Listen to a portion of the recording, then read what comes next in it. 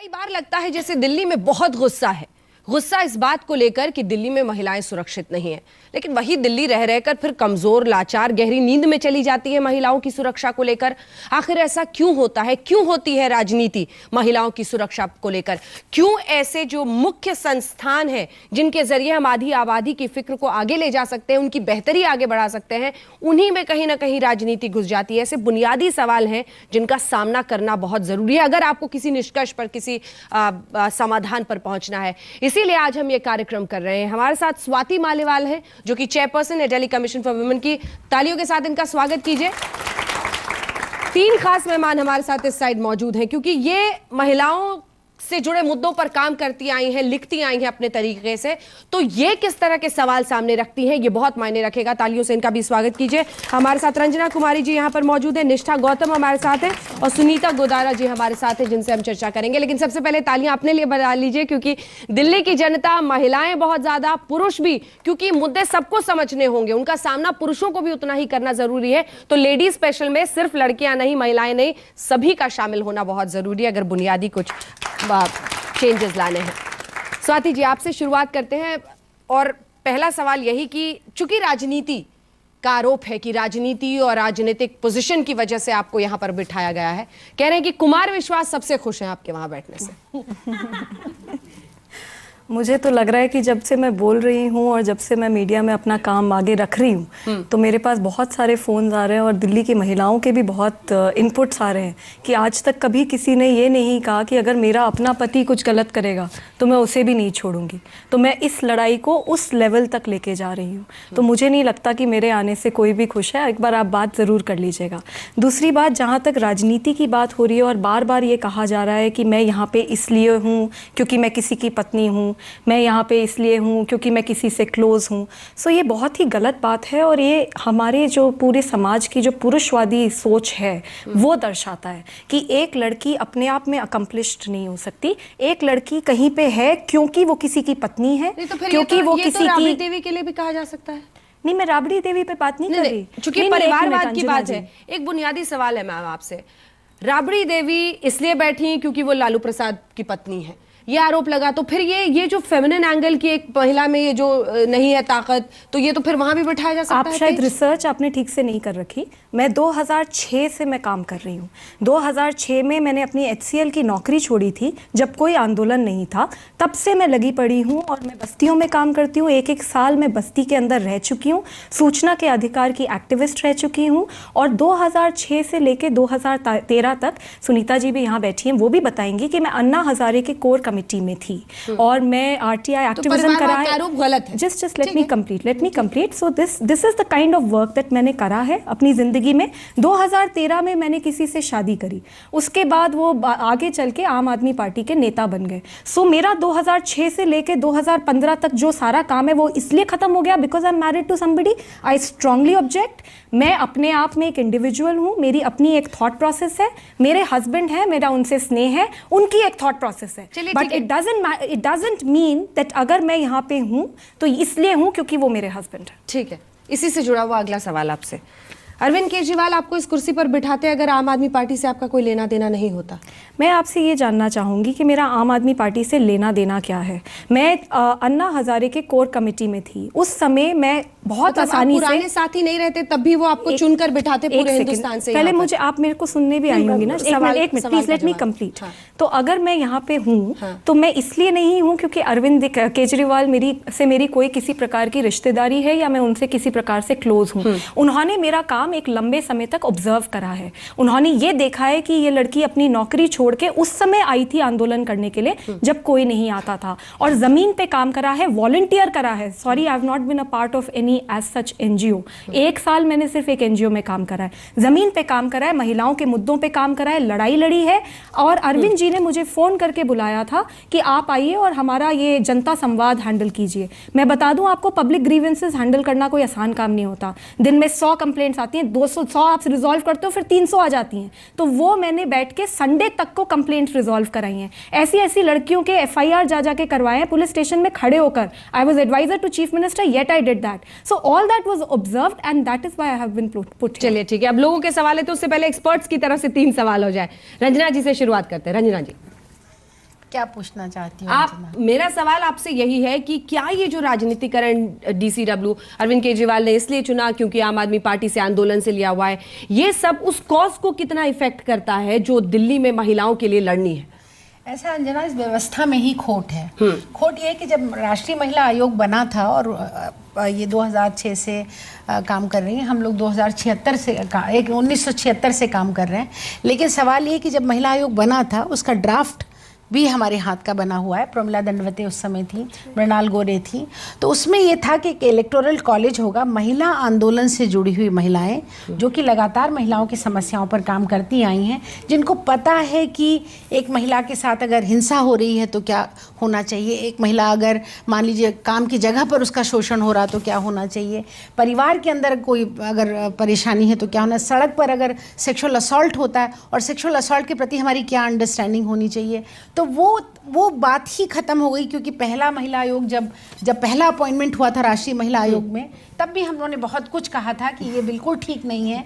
जब तक ये नाम जानेंगी, जब तक ये जानेंगी कौन लोग महिला संगठन में हैं, महिलाओं के हक अधिकार के लिए कौन लोग लड़ाई लड़ रहे हैं, तब तक इनकी भी गलती नहीं है जो इस तरह के लोगों के अपॉइंटमेंट हुए। उन लोगों को तब तक वो समय ही नहीं मिल पाएगा समझने का कि वास्तव में महिलाओं से जुड़े मुद्दे क्या हैं और कैसे और किन लोगों की मजबूती के साथ, किन लोगों के साथ खड़े होकर उनको उठाया जा सकता है। मतलब कि महिलाओं को मजबूत जगह मिले, उनके अधिकारों का पूरी तरह से उनको सुरक्षा मिले और व्यवस्था के साथ लड़ाई कर सकें। अब ये सब अपॉइंटी जो पॉलिटिकल अपॉइंटी हैं, चाहे राष्ट्रीय महिला आयोग में हो, चाहे राज्यों के महिला आयोग में, अब ये लोग उठ करके खड़े हो कि चीफ मिनिस्टर से लड़ तो नहीं सकते ना, प्राइम मिनिस्टर से लड़ तो नहीं सकते ना।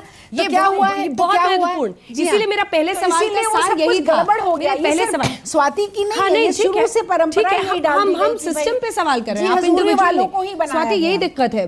कुमार विश्वास खुश है, मैंने इसीलिए बोला क्योंकि सोमनाथ भारती हो, कुमार विश्वास हो, उनके जो कंप्लेनेंट है वो ये कह रहे हैं कि अब उनके खिलाफ कैसे होगा, ये तो मुख्यमंत्री जी। क्या आप अरविंद केजरीवाल के खिलाफ भी बोलने वाली पोजीशन में रहेंगी? बिल्कुल 101%। और मेरे को लगता है हमें काम पे देखना चाहिए। पिछले 8 साल में महिला आयोग में क्या काम हुआ और पिछले 8 दिन में क्या काम हुआ, उसके बारे में आपको थोड़ा बताना चाहूँगी। आज ही मैंने बस्सी जी को एक पत्र लिखा है जिसमें हमने ये जानने की कोशिश करी है कि जो आनंद पर्वत थाना है जहाँ पे मीनाक्षी जैसा कांड हुआ है, तो उसमें आज तक कितनी महिलाएं हैं जिन्होंने केसेस रजिस्टर कराए थे, उनमें से कितनी महिलाओं के कंप्लेंट्स पे FIR रजिस्टर हुई, उनमें से कितनी महिलाओं के कंप्लेंट्स पे चार्जशीट हुई, हमने ये जानने की कोशिश करी है। मैंने 8 दिनों के अंदर GB रोड पे मैंने विजिट करा, मैंने वहाँ की सारी महिलाओं से सारा उनका समस्याएं समझी। 10 NGO से मैं मिल चुकी हूँ जो कि GB रोड में है। ये 1-2 हफ्ते का मैं आपको काम बता रही हूँ। उसके बाद मैंने नॉर्थ ईस्ट की एक्टिविस्ट से मैंने मीटिंग करी, उनसे मैंने डेटा लिया कि क्या क्या आपकी समस्याएं हैं, और हम एक नॉर्थ ईस्ट पे cell Delhi commission of women में सेटअप कर रहे हैं। हम एसिड अटैक विक्टिम से मिले, उनकी सारी समस्याओं का संज्ञान लिया और उनके लिए मैंने दोनों मनीष सिसोदिया जी और सत्येंद्र जी से टाइम मांगा है। अगर वो टाइम नहीं देते और हमसे कोऑपरेट, रंजना जी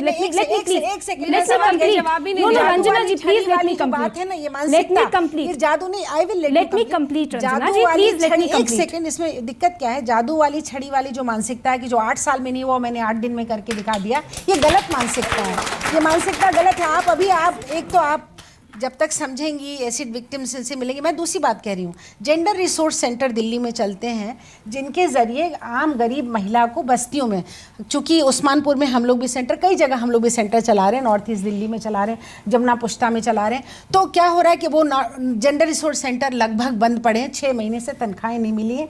गरीब घरों के बच्चे बच्चियाँ वहाँ काम करते हैं, लेकिन बजट बढ़ाया गया है। मेरी बात सुनिए। दूसरी जो जेंडर कुछ भविष्य नहीं है। जो प्रोटेक्शन ऑफिसर दिल्ली में थी महिलाएं 10 साल से काम कर रही थी। मैं आपको वास्तविकता बता रही हूँ ना, जब आपको जानना पड़ेगा, क्योंकि 10 साल से जो महिलाएं काम कर रही थी स्वाति, उन लोगों को 24 नए अपॉइंटमेंट करने हैं, इसलिए एडवर्टाइज कर दिया गया। उनको कह दिया गया कि अब आप लोग इस्तीफा दे के जाओ क्योंकि आप लोग को नहीं रखा जाएगा, हम 24 नए लोगों को रखेंगे। उनके 10 साल का अनुभव, आप उस पर भरोसा नहीं कर रहे हो, आप नए लोगों को ला के अपॉइंटमेंट करोगे। वो तो प्रोटेक्शन ऑफिसर्स खत्म हो गए दिल्ली में। आज की तारीख में कोई प्रोटेक्शन ऑफिसर, ये सब जानकारी मतलब ये और मैं बहुत सारे ऐसे मुद्दे दिल्ली के आपको गिनाना चाहती हूँ कि व्यवस्था को कितनी तरह अंदर से कमजोर हो रही है। पहली बात तो मैं बहुत क्लियरली कहूंगी कि मैं कुछ नहीं कह रही कि मैं जादू की छड़ी चला दूंगी।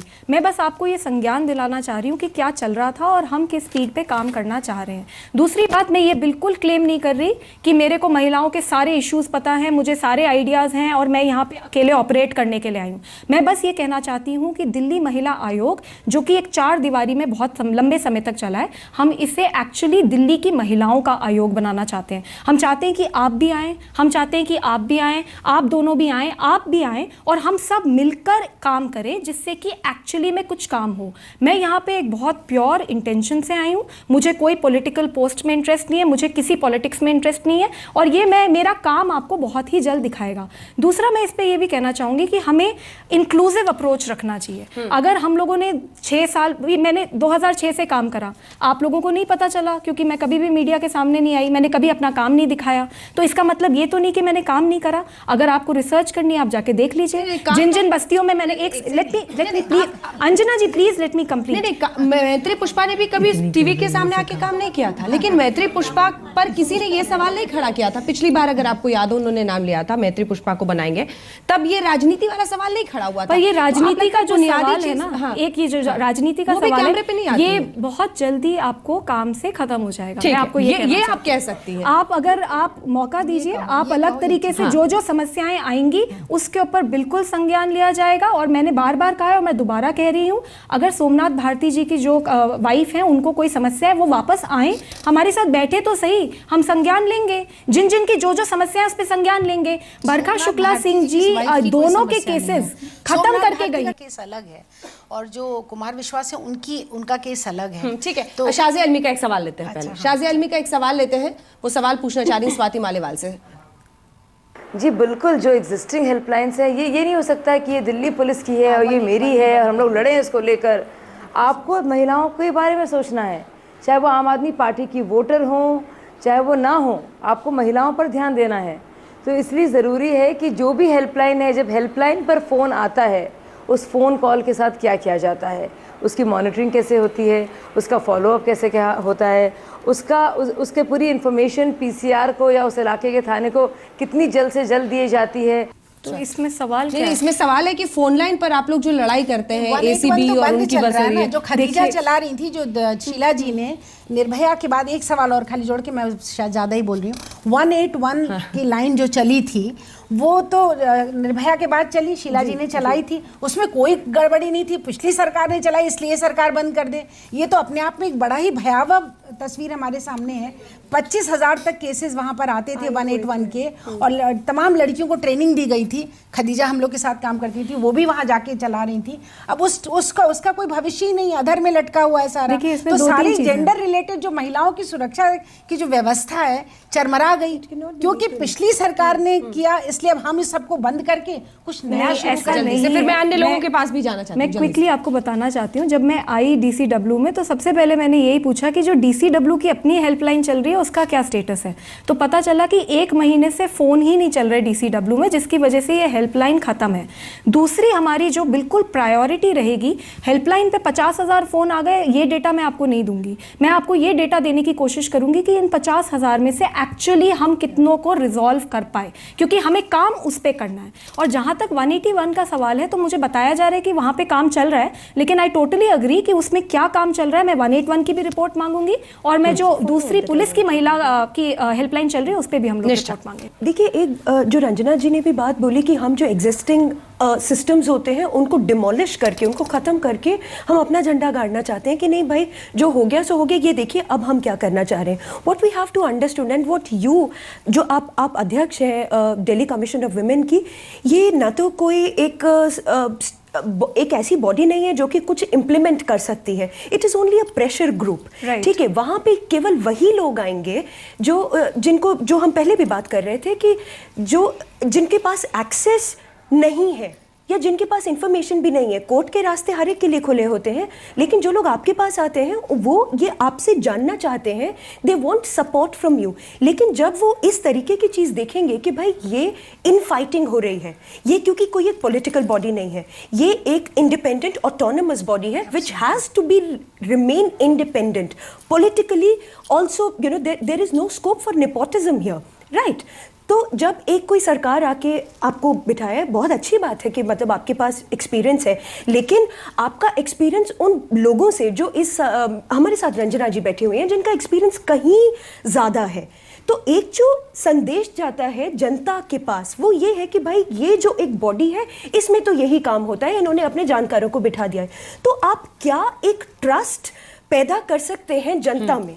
मुझे ऐसा लगता है कि आप समय दीजिए और वो ट्रस्ट अपने आप पैदा हो जाएगा। जिस तरीके का सपोर्ट मेरे को मिल रहा है, देखिए ये वाली जो बॉडीज़ हैं जनरली ये एक पॉलिटिकल रिटायर्ड पॉलिटिशियंस के लिए होती हैं। तो एक ये इशू उठाया जा रहा है that I am too young, ये इशू उठाया जा रहा है that I don't have experience, and I don't agree with both of them. मेरे को जिस तरीके का ग्रास रूट्स एक्सपीरियंस है और मुझे पूरा कॉन्फिडेंस है, आप समय दीजिए और आप आइडियाज़ लेकर आइए। देखिए मैं बार बार कह रही हूँ कि DCW एक ऑफिस में बैठ के काम नहीं करेगा, एक एयर कंडीशन में ऑफिस में बैठ के हमारा काम नहीं होना है। हमारा काम आपके साथ खड़ा होना है, ज़मीन पे खड़ा होना है, और वो मैं करके दिखाऊंगी। और जहाँ तक इनफाइटिंग एंड ऑल की बात है, देखिए हमें प्रोग्राम्स रिव्यू करने पड़ेंगे। हमारे DCW में एक सहयोगिनी चैप्टर चल रहा है, एक प्रोग्राम चल रहा है।